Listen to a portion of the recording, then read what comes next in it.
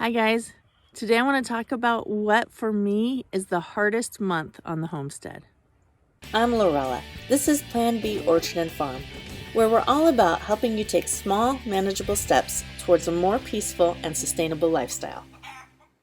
For me, the most difficult time of the year on my homestead is January. And there's several things that influence that. It's bleak, it's cold, the hours are short, can't get a whole lot done. And at the same time, I feel anxiety or I feel anxious that spring is coming and I'm not ready for it. In the winter, we keep the ducks and chickens close to the house, so it's easy to care for them all in one place, and chores can be done quickly in the fading sunlight. In the summer, we're going to move them into the pastures behind the cows so that they can pick through all the manure and eat worms and things that grow out there, eat fly larvae, and help kind of scratch up the ground a little bit, give it some aeration, a little bit of tilling of just the very top layer. They're ready to come out and say good morning.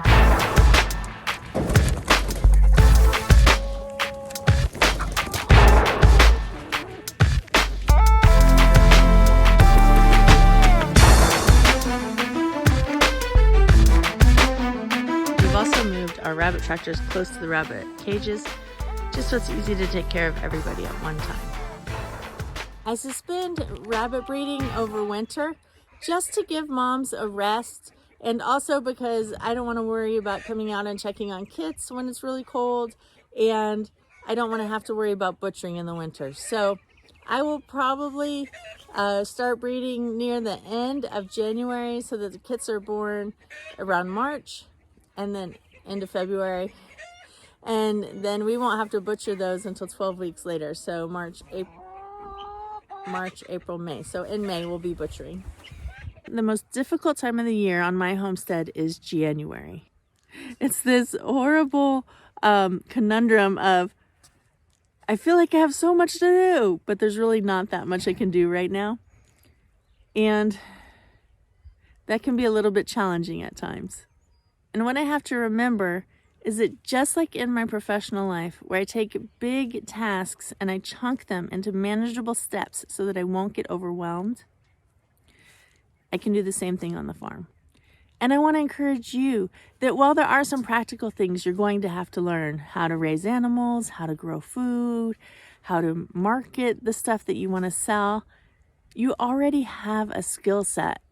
And you can bring your unique skill set into your farm or backyard homestead and help make it thrive. My garden's not in great shape right now.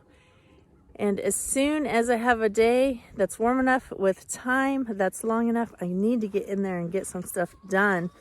I feel a little anxious about this because I'm seeing all these seed starting videos on YouTube, but in reality, I won't start any seeds for another month, and nothing's actually going to go in the garden for a couple of months. I just feel that building up, like I need to be doing. All the brown that you see, all that is grass that grew up through the holes in the weed fabric, or where I had insufficient weed fabric. And insufficient, I mean either not enough or just not a high quality. So you can see this was my favorite weed fabric, and where I had it, it really did a better job than the other times. But there's some empty spaces, there's some cracks. So I need to come through here and really work on this and clean it out, fix the weed fabric. I think I'm also going to run a row of weed fabric around the outside edge. These are things I need to put away. We had them stored next to the house and we didn't want them there anymore. I don't have a storage shed, so I need to move them on the other side of the garden or something so they're not just showing. I am happy with a couple things in this garden. I have all the structures in place. All the trellising is up, so I don't have to redo that. I do have quite a bit of the weed cover already down, so that's going to help. So I really just need to get in there, pull out all the grass that I can, put weed cover where I don't have it, and go from there.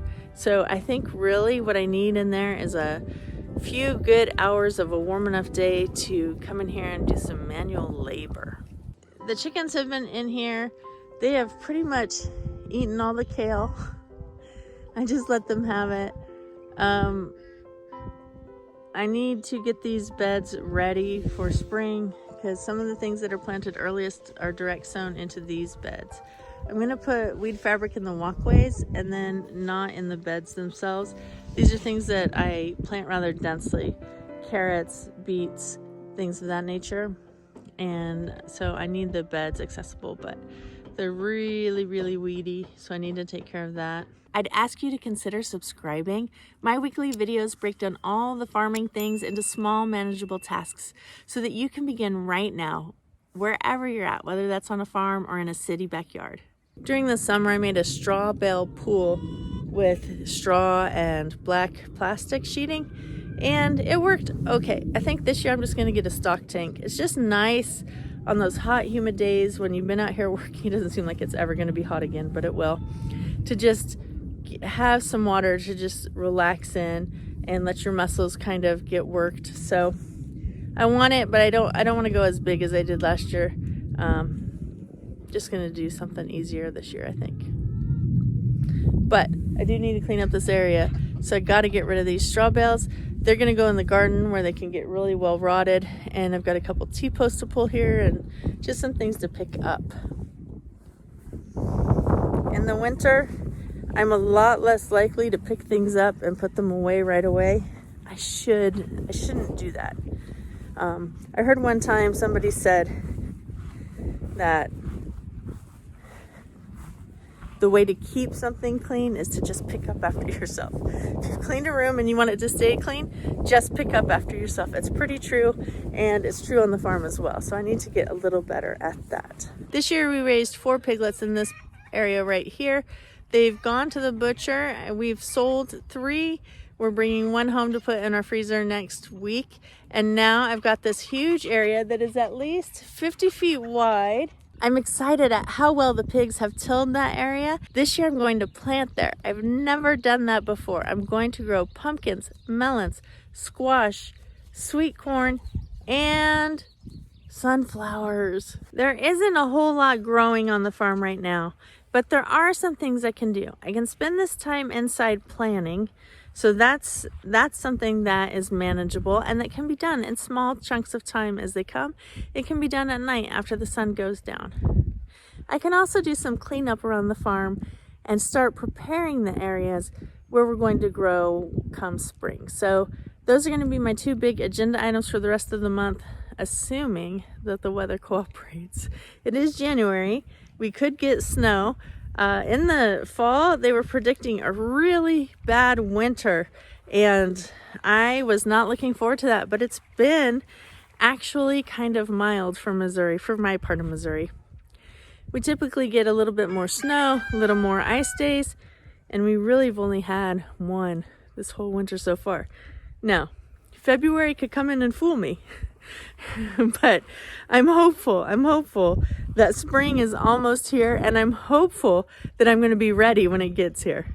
All right, dogs, let's go inside. Good boy, leave it. I jinxed it, guys. That was Thursday. It was beautiful. It was sunny. And then I finished filming. I came inside about an hour later. It got cloudy and cold. Today is Saturday. Just take a look at what happened yesterday. That's right. It's snowy. It's cold. Still gotta let the birds out though.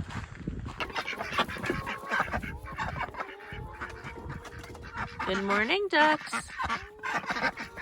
Duke. Don't chase the chickens. Have you been chasing chickens? What are you doing?